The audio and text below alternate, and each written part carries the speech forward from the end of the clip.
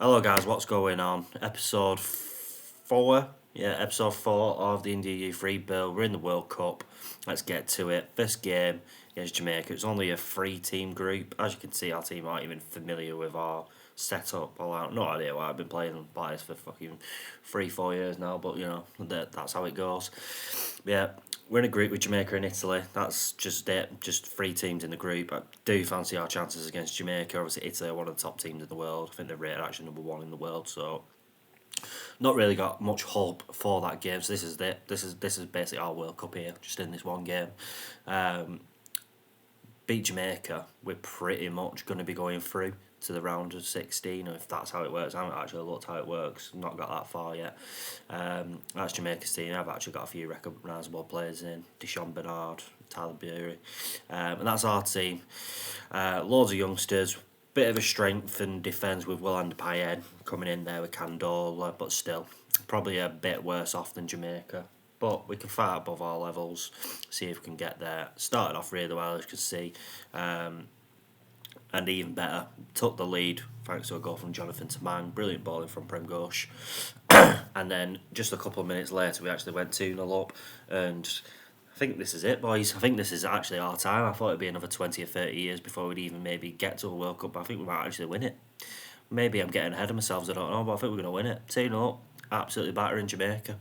But I suppose things can go wrong, and yeah, that's exactly what's about to happen. Unfortunately, Prem Ghosh gets booked and then gets sent off. Down to 10 men. Then, that being said, still 2-0 up with 30 minutes to go. Even a draw, would be a decent result. We could still go through. Top 2 teams out of the 3 go through. You know what I mean? As long as we don't get absolutely battered by Italy and Italy batter Jamaica, get a draw, we could go through in second place. So, yeah, made a couple of subs. In my eyes, the right subs, brought on a defensive midfielder for an attacking midfielder. And basically just sacrificing an attacking player, so we weren't going to be fragile at the back.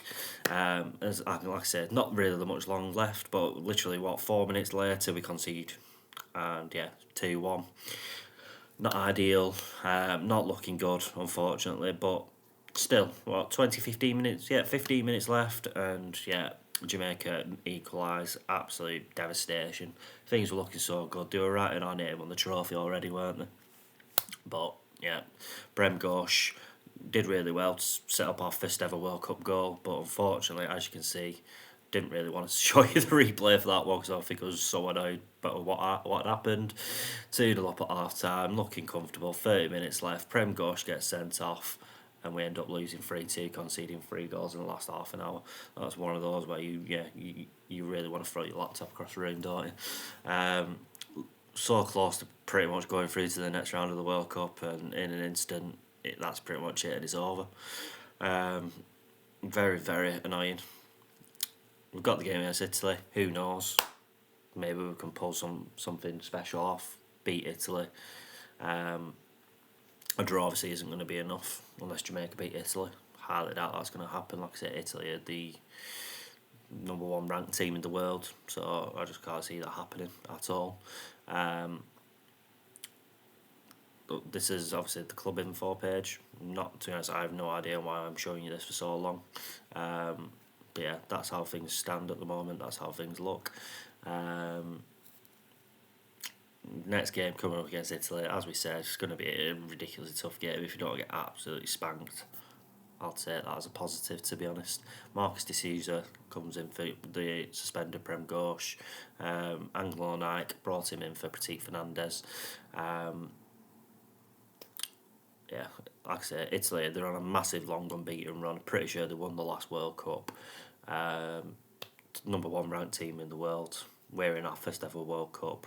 Just thrown away what looked like we're going to be our first win ever in a World Cup as well. If we don't get beat by 3 or 4, it'd be a positive, you know what I mean? 16 minutes in, we do go behind. Yeah, I'm not going to go through the names because I'm pretty sure a lot of these people aren't real in the Italy team now. Most of them will be regens, but actually try and look at the team to see if Bastoni's one, Scalvini on Donnarumma. That Adorgi might be actually as well. But I reckon most of them are regens now. Obviously, we're in 34, 12 years in. So Donnarumma will be probably into his 30s, as will Bastoni. 35 minutes in, I missed the second goal there. But again, don't really think I need to give you a running commentary of this game. We're 3-0 down. Game's over. World Cup's over, basically. Absolutely battered so far. 18 shots for Italy to the 1. So, you know what I mean? Even though we're massively out of our depth here, still have a go at the team. You know what I mean? I think they can do a bit better. They could have showed a bit more. And you know what? I suppose we did give it a bit more. We did get another goal. Peter Maitai with his World Cup goal. I'm sure he'll treasure that. And India will obviously treasure these moments. Being in the World Cup, being so close, that first hour, being 2-0 up, looking like you're going to win and potentially even go through. Amazing. Obviously, devastation in the end, thanks to the red card. I'm blaming Prem Ghosh. What I should do really is blame the goalkeeper. We actually brought it back. The comeback's on. Jonathan Tamang, 4-2. His third World Cup goal. I don't even know if it actually checks, but you know what I mean. 3 World Cup goals. It could have been up there for one of the top goal scorers. You know, fantastic from him. I'm pretty sure his goal scoring record is insane as well. I thought it'd be Ram Pereira. Ram Pereira is the one who actually pretty much got us to the World Cup with his form. But yeah, Jonathan Tamang has starred in the actual World Cup. Unfortunately, that was it. We're not, you know what I mean, we haven't qualified. So basically what we're going through now is the fixtures. So a couple of World Cup qualifiers. Next World Cup, you can see in top right corner in 2036. Yeah, on looking at the fixtures, we lost 2 games and won every other game. We just lost narrowly against Thailand. You look at our goal difference, it's absolutely exceptional, but I was absolutely fuming, to be honest, when I realised this, that we actually didn't qualify. It's the top 6 of the 8 groups. The second place team is the top 6 second place team out of the 8 groups, and we were the 7th, despite only losing twice against Thailand, who were like mid-table, one of the top teams in the entire qualification period. Again, yeah, annoying. Look at some of the players. I do think we would have been in a much better position than we were for the previous World Cup as well, so it's a bit frustrating just to lose out so narrowly, but there you go. We're going to have to wait a few more years. Going through like the player list, we've not really got much to shout about. We've got James Singh there, who's probably the biggest one, 140 potential, only 67 current ability though, so he's still a long way away, but he could move into the team. We could do with another defensive midfielder, to be fair. So, and again, going through a few more fixtures, won another SAF Championship, you know what I mean, straightforward. Asian Cup qualifying, again, a couple of fixtures just going through that. We will probably show a little. We haven't really showed anything to do with the Asian qualifiers so far. As you can see, we did qualify and we did get beat and destroyed, to be honest, in the groups. And then we are back to another World Cup qualifier. We're in 2040 now. Again, on paper, you're looking at it thinking that looks absolutely amazing, which it is. We, you know what I mean, battered everyone. North Korea 8-2, Sri Lanka 7-0, North Korea 8-0. To be honest, games that we should be winning fairly easily. You know what I mean? We're miles better than these teams now. We've improved loads. Biggest one was Syria, and they're actually the toughest team in our group, which, to be honest, we've beat them a few times over the years. We seem like we're a stronger team than them, so we should be qualifying. We're in a very good spot to qualify for the next World Cup. Going through some of the players, as you can see, Harsh Mandal he's doing well, 137 current ability. Prem Ghosh gone up to 121. Again, Jonathan Tamang, he's actually moved about a bit. He's going through his career, scored a lot of goals, played for PSV for a bit. I'm not going to try and pronounce that team's name, Warwick or something like that, I don't know. Prashant Maharto's now moved to Italy. Manjeet Singh's a good centre-back that we've had come through, who looks like, you know what I mean, he's got a lot of potential. Sabrato Loto as well, he's, again, you know what I mean, he's probably like a League 2 player, isn't he, really? And so like a few of these, but Manuel Rai is the best and biggest one we've had come through, 178 potential. As I showed in the last episode, James Singh's got 140 potential as a defensive midfielder, but we really needed a centre back and a goalkeeper, and we've managed to get both in.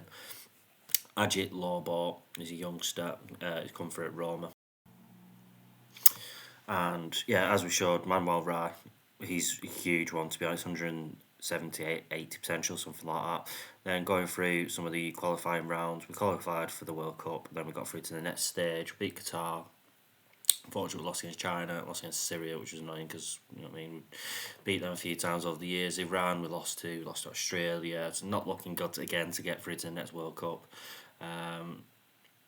Staff Championship, as always, destroyed every single team. To be honest, not as much as we usually do. Again, just having a quick look at the team, showing you some of the players, trying to get a couple of players to basically switch allegiances, especially some of the defenders, midfielders, but no joy, no one ever wants to join, unfortunately. It's been a long time since we've managed to persuade anyone. Still keeping an eye on Manuel Wright, hoping he joins a big team soon. But yeah, that is pretty much it for this episode though. Not really much success, unfortunately. World Cup was a good experience, but ultimately a bit of a disaster, and then qualification hasn't gone to plan either. But yeah, please subscribe, like the video, share it, whatever, and yeah, next episode will be out in the next couple of days. See you guys soon.